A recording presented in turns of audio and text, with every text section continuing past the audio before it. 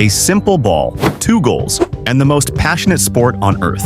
From ancient battlefields to modern stadiums filled with 100,000 screaming fans. From bare feet on dirt fields to billion-dollar transfers. This is the story of how a game played by shepherds became the obsession of 4 billion people.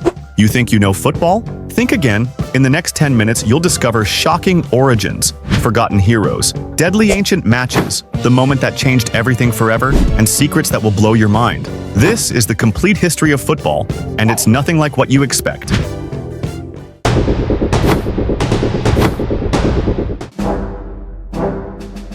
Our story begins not in England, as most believe, but in ancient China 2,000 years ago. The game was called Cuju, and it was absolutely brutal. Soldiers kicked a leather ball filled with feathers through a small hole in silk cloth suspended 30 feet in the air. But this wasn't just entertainment. It was military training designed to build warriors. Miss the target? Face severe punishment? Score consistently? Earn promotion and honor in the imperial court?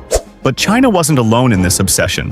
The Mayans played Pitz, a life-or-death game where losing teams were sometimes sacrificed to the gods. The ball represented the sun, and keeping it moving meant keeping the world alive. Players used their hips, shoulders, and elbows to strike a solid rubber ball weighing up to 9 pounds through stone hoops 20 feet high.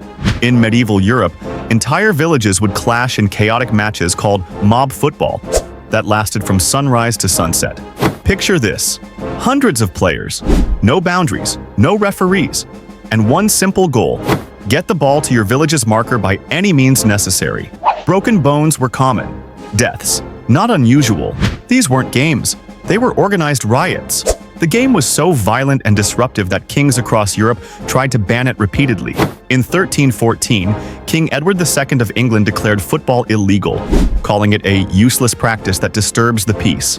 King James I of Scotland banned it entirely. Even the church condemned it as undignified and worthless.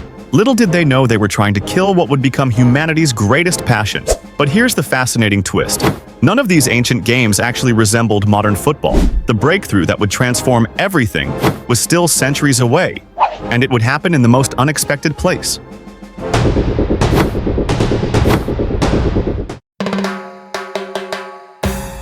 October 26, 1863.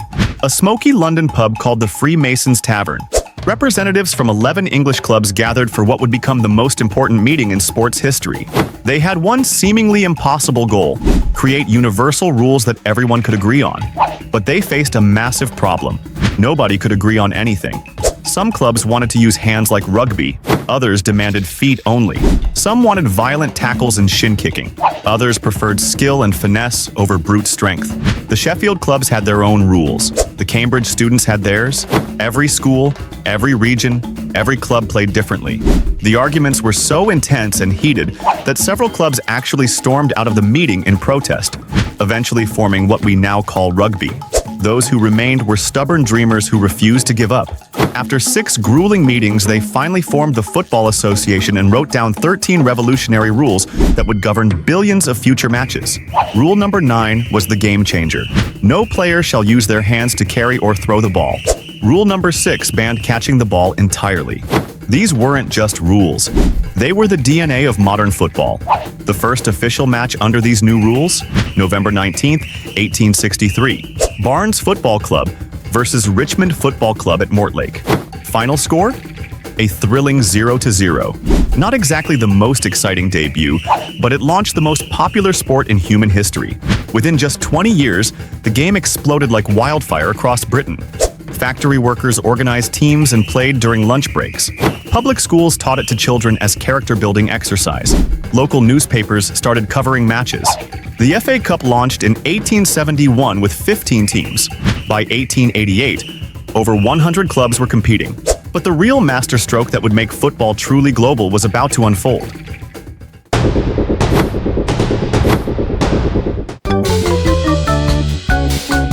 The year was 1888, and football was about to conquer the world like nothing before it. British sailors, merchants, railway workers, and teachers carried the game to every corner of the earth like a beautiful, unstoppable virus, spreading passion instead of disease.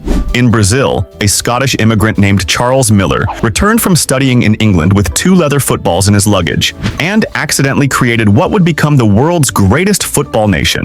He organized the first match in São Paulo in 1894, and within a decade, Brazil was football obsessed. In Argentina, British railway workers taught locals the game during their lunch breaks along the Buenos Aires docks. In Spain, students returning from English boarding schools spread the obsession through Madrid and Barcelona. In Italy, British textile workers introduced the game in Turin and Milan. Even in the remotest villages of Africa and Asia, colonial influence planted the seeds of football fever that would grow into unstoppable forests of passion. Dutch merchants brought it to Indonesia. British soldiers played it in India. Portuguese traders introduced it to East Africa. But the real explosion came with the creation of FIFA on May 21, 1904. 7 brave nations, France, Belgium, Denmark, Netherlands, Spain, Sweden, and Switzerland, gathered in Paris with an absolutely impossible dream: organize football across the entire world. They had no money, no stadiums, no global communication, no television, just pure, naive ambition. Their first World Cup in 1930 was a logistical nightmare. Only 13 teams participated because the host country, Uruguay, was so far away that most European teams refused the expensive, month-long boat journey. Uruguay had to provide free transportation and accommodation just to get teams to attend. Many of the world's best players simply stayed home. Yet this humble, chaotic tournament in a small South American country would eventually become the most watched sporting event on the planet. Bigger than the Olympics, bigger than any other human gathering. But football's greatest transformation was still coming, and it would be delivered by extraordinary individuals who would redefine what human beings could achieve with a simple ball. If you're loving this incredible journey through football history, smash that like button right now and tell me in the comments, which era fascinates you most? The brutal ancient death matches, the chaotic birth of modern rules, or the global explosion? Also, what's your prediction for football's future? I read every single comment and respond personally.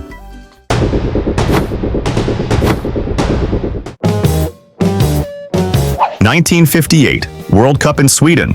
A skinny, nervous 17-year-old Brazilian kid named Edson Arantes do Nascimento, known to the world as Pelé, stepped onto the biggest stage in football and changed everything forever. His first World Cup goal? A delicate chip over a Swedish defender's head that left 50,000 spectators completely speechless. By the final, he was sobbing tears of pure joy as Brazil celebrated their first ever World Cup victory. But Pelé didn't just play football. He transformed it into high art, into poetry in motion. His bicycle kicks defied gravity. His dribbling seemed to slow down time. He scored over 1,000 goals in his career and became the first global sports superstar, recognized in every country on earth. Yet Pelé wasn't alone in this golden era. The 1960s through 1980s produced legends who seemed to possess supernatural powers that belonged in comic books rather than football pitches. Johan Cruyff from the Netherlands turned the football field into a giant chessboard, inventing moves and tactics that literally defied the laws of physics. His Cruyff turn became the most copied skill move in history. Then came Diego Maradona from Argentina, a 5'5" magician who could dance through entire teams like they were standing completely still. His Hand of God goal against England was controversial, but his second goal in the same match, where he dribbled past 6 players, was pure artistic genius that people still watch in awe today. But then came the revolution that would change football forever and make these legends accessible to everyone: television. Suddenly, a kid playing barefoot in the streets of Lagos, Nigeria, could watch Maradona score the goal of the century in real time. A girl in rural Japan could witness Pelé's impossible bicycle kicks. Football became the world's first truly shared language, crossing every barrier of race, religion, and politics. Television brought something else that nobody expected: serious money. Lots and lots of money. The first $1 million transfer happened in 1961, when Luis Suarez moved from Barcelona to Inter Milan. By the 1990s, top players were earning more than Hollywood movie stars and rock musicians. The beautiful game was rapidly becoming beautiful big business. Yet the biggest, most dramatic transformation was still ahead, and it would involve a revolution that absolutely nobody saw coming.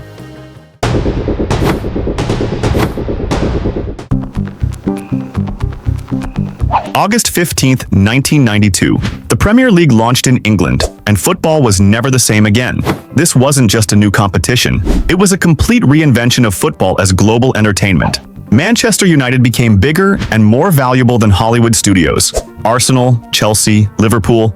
These weren't just football clubs anymore, they were international brands worth billions. Real Madrid and Barcelona began signing players for transfer fees that could literally fund entire small countries. The Galacticos era saw superstars like Ronaldinho, Zinedine Zidane, and David Beckham earning astronomical salaries while playing in front of global television audiences, measured in hundreds of millions. Then came two players who would redefine what it meant to be human on a football pitch: Lionel Messi and Cristiano Ronaldo. These weren't just athletes, they were gladiators of a new digital era, breaking every conceivable record while earning over $100 million per year each. Their rivalry became the greatest individual competition in sports history, pushing each other to impossible heights for over 15 years. Football stadiums transformed into technological marvels. The Bernabeu, Old Trafford, Camp Nou, these became pilgrimage sites for billions of fans. VAR technology brought computers and artificial intelligence onto the pitch. Goal line technology eliminated human error. Social media turned every single match into a real-time global conversation involving millions of people simultaneously. But here's the most shocking truth that will blow your mind. We're still in football's absolute infancy. Women's football is exploding worldwide, with the 2023 World Cup breaking all previous viewing records and proving that female athletes are just as captivating as their male counterparts. Virtual reality is creating entirely new ways to experience matches from impossible angles. Artificial intelligence is analyzing every single player movement to unlock tactical possibilities that human minds never conceived. Some experts predict that by 2050, the World Cup final will be watched by 5 billion people simultaneously across traditional TV, streaming platforms, VR headsets, and technologies that don't even exist yet. Others believe we'll witness the first trillion-dollar football club within the next decade. Major tech companies are investing billions into football analytics, fan experiences, and even robot players. But here's what's absolutely certain. The simple game that started with Chinese soldiers and Mayan priests, that survived medieval bans and Victorian arguments, will continue evolving in ways that our current minds cannot even begin to imagine. From ancient battlefields to modern streaming platforms, from village dirt fields to space stations where astronauts actually play zero-gravity football during their breaks. This beautiful game has become humanity's greatest shared passion, uniting more people than any religion, any language, any culture in human history. And the most incredible, mind-blowing part of this entire story: the next chapter of football history is being written right now, today, by kids kicking balls in streets from Sao Paulo to Seoul, from Manchester to Mumbai. Thanks for joining this absolutely incredible journey through football's amazing history. Hit subscribe for more mind-blowing sports stories that will change how you see the world. And remember, every single time you kick a ball, you're continuing a 2,000-year legacy. The beautiful game never stops.